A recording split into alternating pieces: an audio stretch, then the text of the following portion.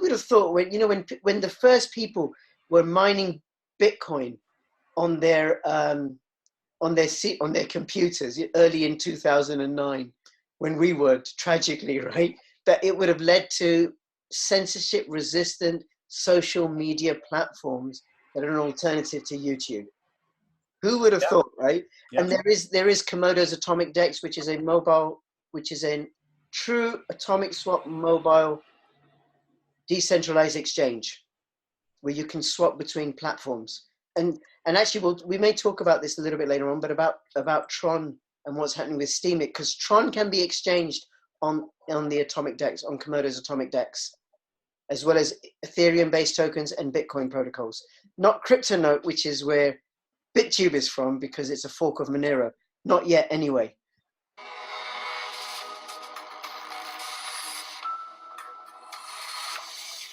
Tired of just playing for fun? Make a living just by playing your favorite games.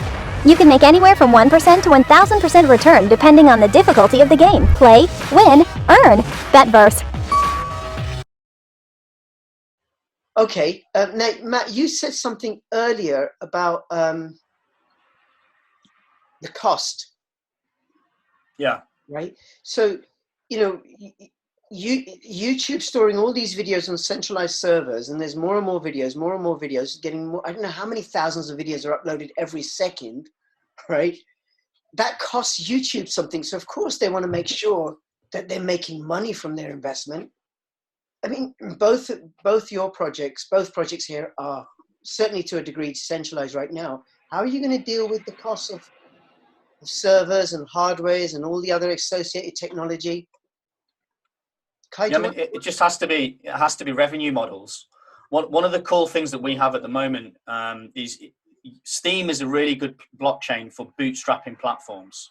Mm-hmm. So we have a large community delegation. We also have a couple. Like I hold a significant amount of Steem, and my business partner holds a really significant amount of Steem. And so we've delegated that Steem to the project, which just means you can basically proxy the ability to create inflation to someone else without sending your own tokens and risking your own tokens. And so the 3Speak project has a massive pot of Steem that we're able to vote and distribute Steem with, and that's new Steem from the new inflation. So we've got a criteria for judging whether the videos are good quality and whether they've been, had a lot of attention or not. And if they meet our criteria, they go into the top of the database, and every 6 hours or so, I think it is, we then compare the videos in the list of the last 6 hours, and then they get distributed votes from the Steem blockchain based on that. And it's enabled us to reward and incentivize our content creators to post and grow, slowly but surely grow our community over time, because they know that if they do a good video, they're going to get some sort of cryptocurrency reward from it. And then over time, we'll implement trending models and burn to advertise, or we can even do things like delegate to advertise. So instead of, like, the advertiser might buy a pot of the cryptocurrency, the Steem or our SMT, and then they'll be able to delegate that to us so that they can then mine advertisement rights. Basically, so this idea of mining ad rights will become a thing in the future. And then things like ranking comments. We really like the voice model for ranking comments, and we're doing our own version of that. And what else you got? You got, of course, banner ads and in-video ads, and we don't want to make those big things on the site, but we certainly want to create some revenue from those.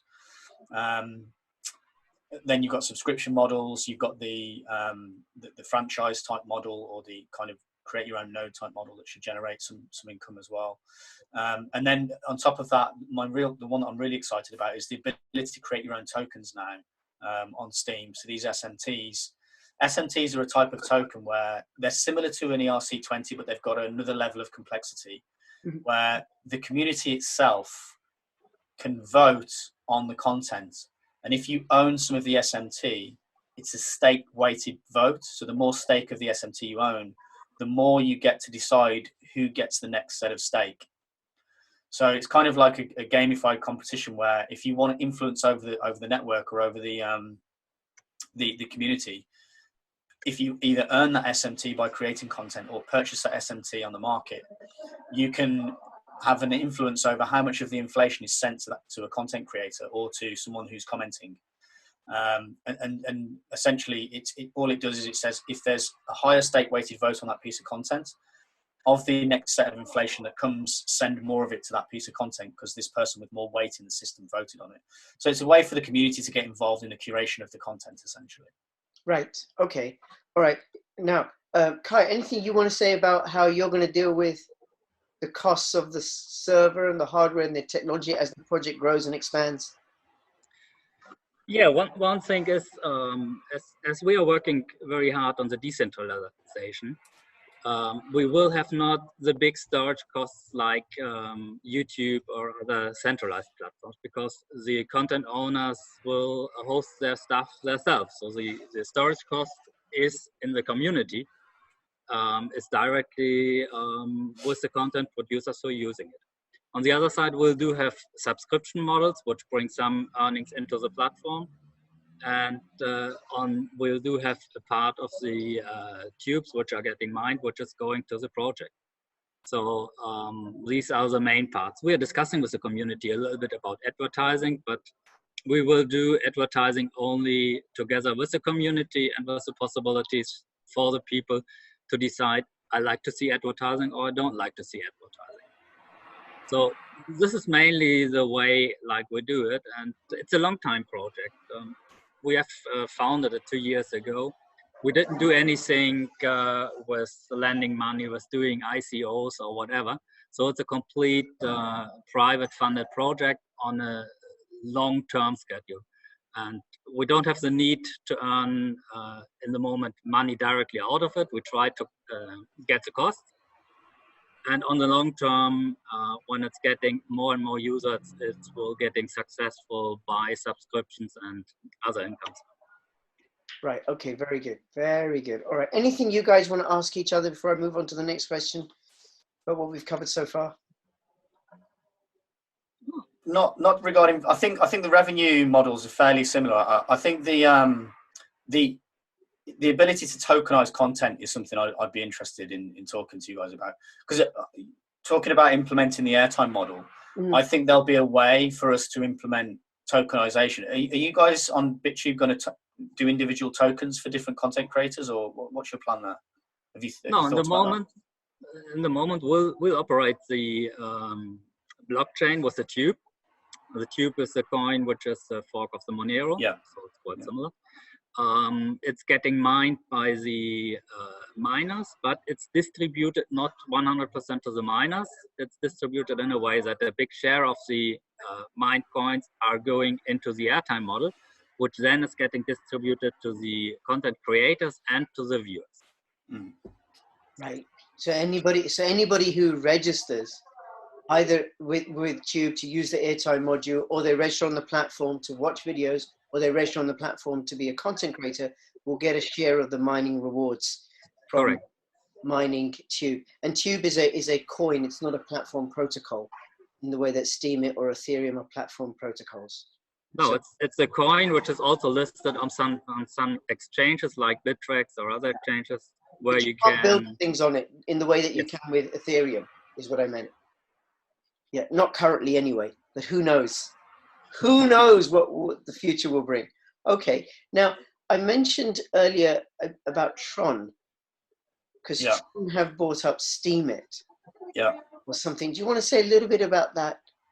Yeah, I mean, we haven't really slept for the last 10 days because the Steam community's gone absolutely crazy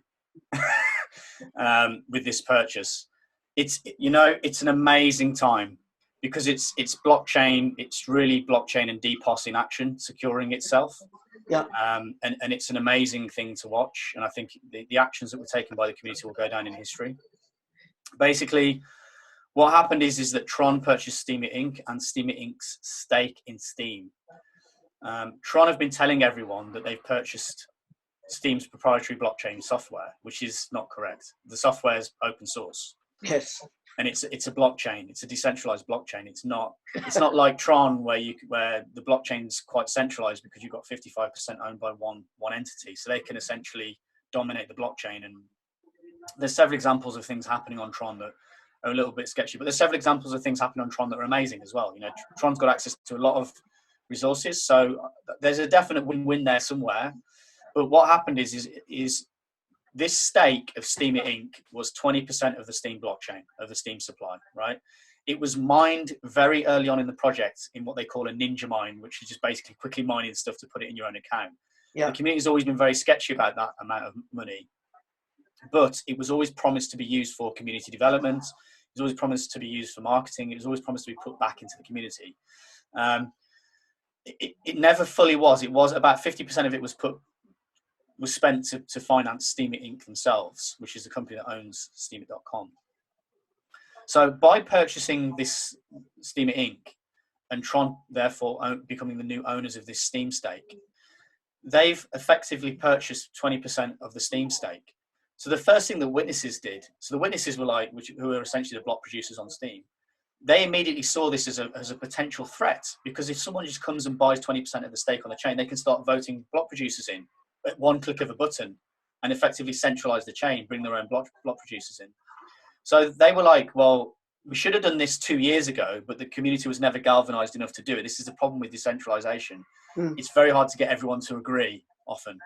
But when a new party came in to own this Steem and they were effectively an unknown, and then a few days after that, Justin Sun started using his stake on Tron to vote in block producers or witnesses to get around it. And I appreciate he had an issue with them, so he wanted to get around this issue.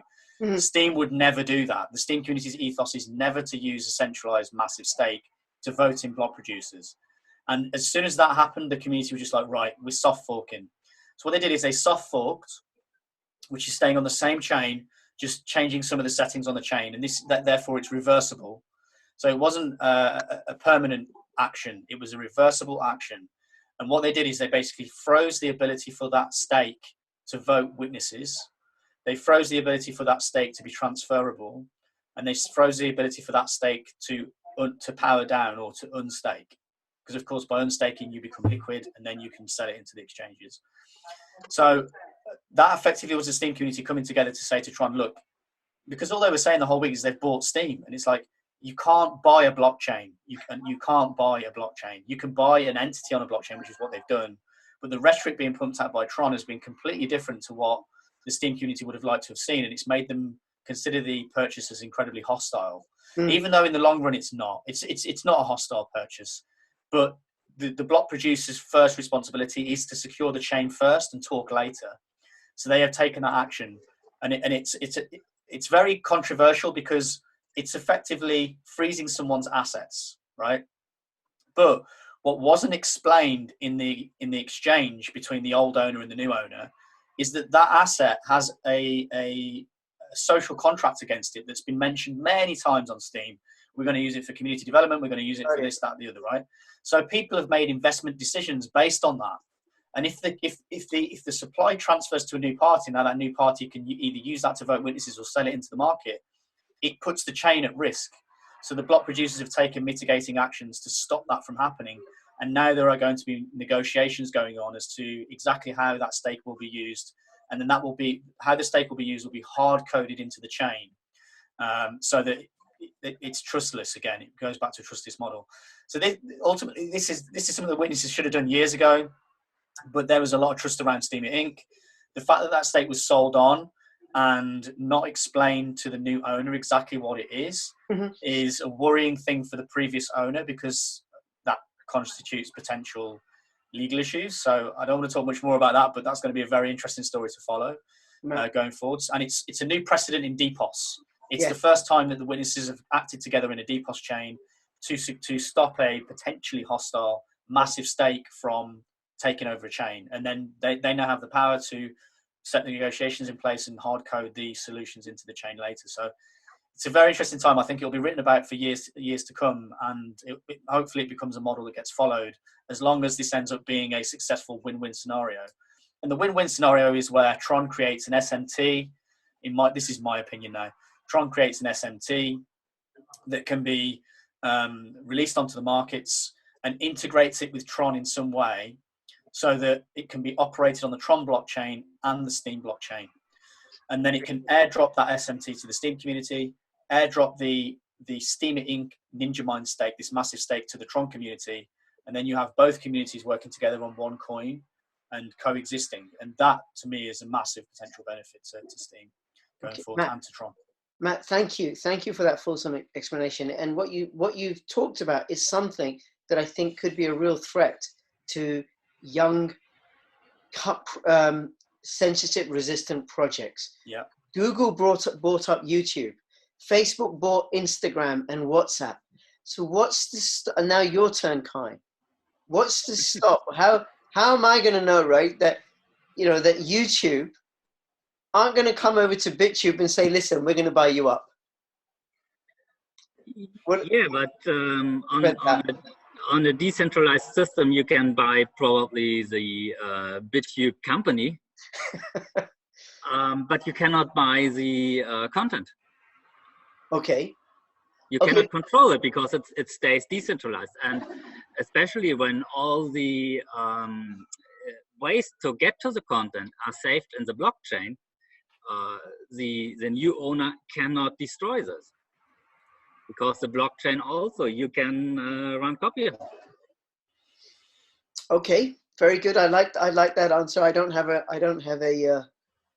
comeback to that one.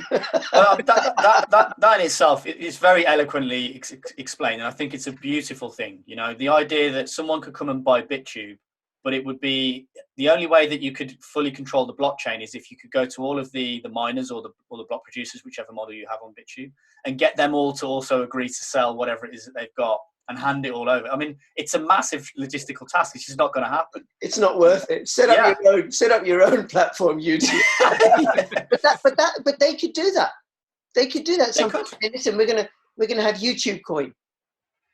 Oh, they will have YouTube coin, no doubt about it, but it'll be a centralized shit coin.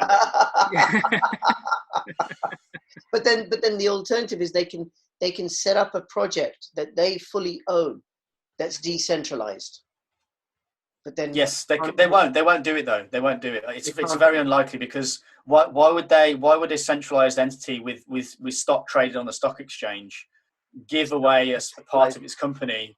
And because all that's going to happen then is you're going to get the stock prices devalue, although they are devaluing at the moment in a big way. I don't know if you've noticed, but you're going to get that happen, and it's a really interesting paradox, because yes, I would love to see YouTube step towards a decentralized model. That would be massive for me, kind of morally and philosophically for the future. That's what you want to see. But at the same time, the stockholders of YouTube are going to say, well, hold on a minute. That means that some of the revenue is going to have to be directed to this new decentralized community that we can't control. And they're going to say, no, we don't want that to happen. But if they were to do it, you would see a drop in the stock prices. So they're stuck in this paradox. All these centralized countries, they're stuck in this paradox. Whereas BitTube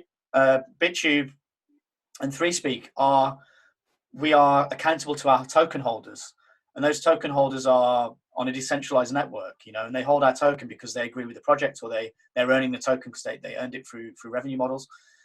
There is no middleman. There is no stock exchange to kind of force you to behave in a certain way. It is decentralized, and it means we're accountable to our token holders, and no middleman who can force us to do anything.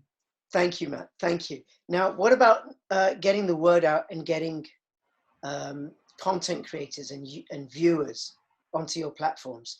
Because BitTube's got billions of registered users. YouTube has got billions of registered users. BitTube at currently at time recording about 40,000, just under 40,000, I think. How many does 3SPEAKONLINE have? Steam has 3Speak has about 600 regular content creators, and that's growing because we're quite a new platform. But the Steam blockchain has about 40,000 active users, and those users have one password that gets them into all the apps across the blockchain. So it's quite a large. It is the most kind of active large community on the blockchain. Yes, and it is one of the most used blockchains of all, right? So Kai, what about getting more content creators and users onto BitTube? How are you going to rise to that challenge? Actually, we don't do big marketing efforts. We're doing marketing into our community, and the community speaks to next people and getting other content creators in. We'll try to get good content creators in, like CryptoRich, and the people are looking their videos and think that's a good place to Guys, go also with their own content. Excuse me, don't laugh. That wasn't funny. It was true. Good content creators like Crypto Rich. Sorry, Kai. The best. Yeah, I think it's the main thing is to get really good content creators, because if you get good content creators, you have good content which is watched by a lot of people, and then other content creators say this is a good place to go also. You can try to do marketing campaigns to get a big rush, but if it is stable, then you don't know. It's probably they try, they go. Better is to try to build up organical one content creator by the next one. Right. Okay, very good. Yeah, organic growth, because then you're getting real people that are really interested. Correct. And what you said, because I have had a great experience of BitTube. And I know the platform's still in beta and being developed and stuff, and there are bugs that are being worked on, right? But I've also seen how it's improved over the time, which has been over a year that I've been posting content on BitTube. Yeah. And one of the things, so I'm in a Telegram group with other YouTubers, and I will talk about BitTube when they talk about, you know, they've got another strike from YouTube or something like that, and say, listen, come over to BitTube, because this is my experience of it. So definitely that way. And I imagine there'll be other BitTubers and people who are watching stuff on BitTube that are telling their friends and family. So that's natural and real. And then what about 3Speak? How are you going to get more people on? Yeah, I mean, it's similar to BitTube in what Kai has said, but there's also, well, not also. I think this is something that we should both be working on. I think that a lot of the established content creators on YouTube, they're there for the audience. I think most people don't like YouTube, but they're there because the audience is there, you know. And it's kind of, can we try and focus on content creators who are more mid-level, up and coming, and identify them early, and ask them to start and incentivize them with cryptocurrency to post to these platforms, and try, you know, if they're early potential talents and they're not doing that well on YouTube in terms of monetarily yet, maybe there's a place for them on these kind of censorship-proof platforms of cryptocurrency, and maybe we can get them to bring their audiences across. A few of the things that we do on 3Speak are we have a top 30 list. So if you're in the top 30 based on your statistics, then you get given our stake to vote once a month, so you can distribute our stake to your community. The idea being that if you get the community to come and comment, come and interact with the content on the Steem blockchain and on 3Speak, you'll be able to distribute them actual cryptocurrency at the click of a button. And then we also are incentivizing content creators by giving them Steem delegations. So we mentioned before, we've got a large pot of Steem. So we can delegate, say, 100,000 Steem to a content creator who we believe is influential and up and coming, and let them use that as they wish, as long as they're obviously promoting it to bring content creators across from the traditional networks onto these new networks. And then on top of that, we haven't released our token yet. So our tokenomics have basically been finalized now, and we're on the brink of releasing it once SMTs are fully released. And we'll be able to give content creators ownership, particularly the content creators who have been censored, who have been using our platform, and the content creators from the crypto world as well. We're looking to give them ownership in the platform, because the stake weighted vote will give them governance over the direction of the platform in future. So the more of it you own, the more you'll be able to vote on the decisions that the community makes, and also on how the stake is distributed around the platform via the SMT model. So the idea is to try to return ownership to the content creators and give them a chance at this early phase to then sculpt the direction of the platform in future. Great. Thank you so much for that, Matt. Now, Matt, Kai, anything you two want to ask each other? Anything we haven't covered? I mean, I'd certainly be looking to, I definitely want to keep in touch with the BitTube guys. I think this is a great thing that you've brought us together. And I think there's definite possibilities for integration. I'm all about integration. We run on Steem. Our base thing is Steem, but we're very interested in integrating different features from different blockchains, and certainly this anti-censorship, this airtime model, and maybe working in some kind of alliance, which we'll talk about later. I think not on this call. Yes. Could be really, really interesting. And let's learn from each other. I'm more than happy to pass content creators to you guys, and I'm more than happy to take your content creators onto our platform, and let's give them an option, right? Let's give them the ability Let's to give spread them their both. content. Let's Yeah, give yeah. them both, yes. Because ultimately, if something happens to us or something happens to you guys, where do our content creators go? We need to share the content creators and share the networks and grow together in that way. Very good, very good. Anything for you, Kai? Yeah, I think it's also one of the way of getting the new users is we don't tell any YouTube users, stop your channel there, come to us. We like when they do it, but we tell them you can run your YouTube channel, but run additional on the BitTube channel and get alternative visitors. Some of your visitors will move over because they don't like YouTube, but they go there because they have to. And so it's the same with working together with other projects is we can get the users on both channels, and also like with the airtime model, we can find ways of working together and implementing parts of the other communities and parts of the other projects. Thank you, Kai. Guys, listen, thank you so much. The most enlightening conversation. Really, really appreciate it. And for those of you that are watching, what comments or questions do you have? Do you use either or both of these platforms, or do you use some other platform? Let me know in the description below. And please use my airtime referral link. If you haven't registered with airtime, you get free tube, and I'll get a bit of tube as well. And and follow me on Twitter, CryptoRich, @CryptoRichYT. I don't know if it's YT anymore. I need to change my handle. YT is for YouTube. Right. And we are going to work collaborative together, because I'll see both of you on my channel again at some point, and also because you're going to tweet the video out on both on all your social media to this. And between now and when I see you next, thank you so much for watching. This is Crypto Kai and Crypto Matt and Crypto Rich signing out. All the best. Bye bye. Bye bye.